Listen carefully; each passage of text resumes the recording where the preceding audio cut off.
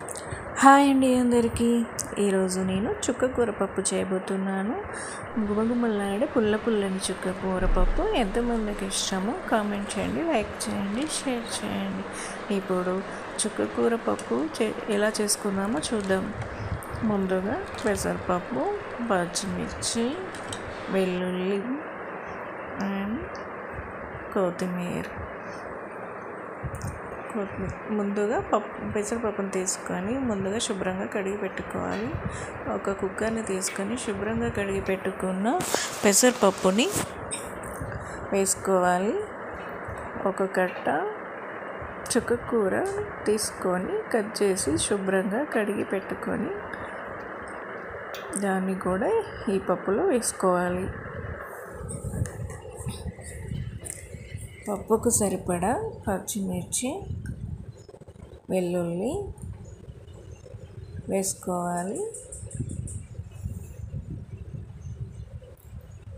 ఇప్పుడు కొంచెం సాల్ట్, కొంచెం ఆయిల్, కొంచెం పసుపు వేసుకోవాలి.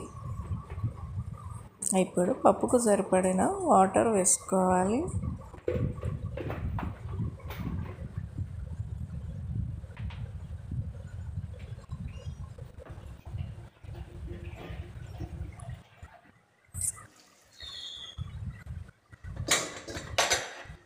ఒక గ్లాస్ పప్పుకి 2 గ్లాస్ వాటర్ వేసుకోవాలి. ఇప్పుడు 4 విజిల్స్ రానివ్వాలి. ఇప్పుడు పప్పుకు కావలసిన పప్పును రెడీ చేసుకుందాం. ముందుగా ఒక ప్యాన్ పెట్టుకొని అందులో కొంచెం ఆయిల్ వేసుకొని ఆయిల్ బాగా వేడవ్వాలి.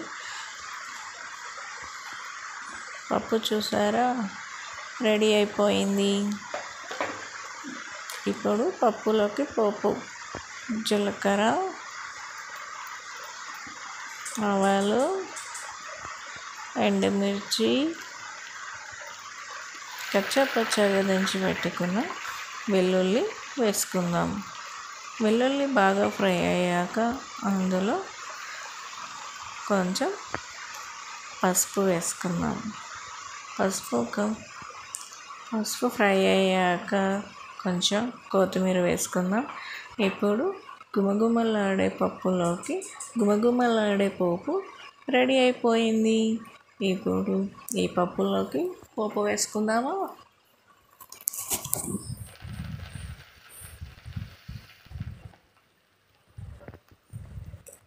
పప్పులో ఇప్పుడు పోపు వేసుకుందాం.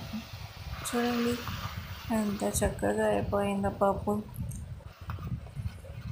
ఇప్పుడు గుమగుమలాడే టేస్టీ పుల్ల పుల్లని చుక్క కూర పప్పు రెడీ అయిపోయింది. మీకు ఈ ఛానల్ నచ్చినట్టయితే లైక్ చేయండి, షేర్ చేయండి, కామెంట్ చేయండి.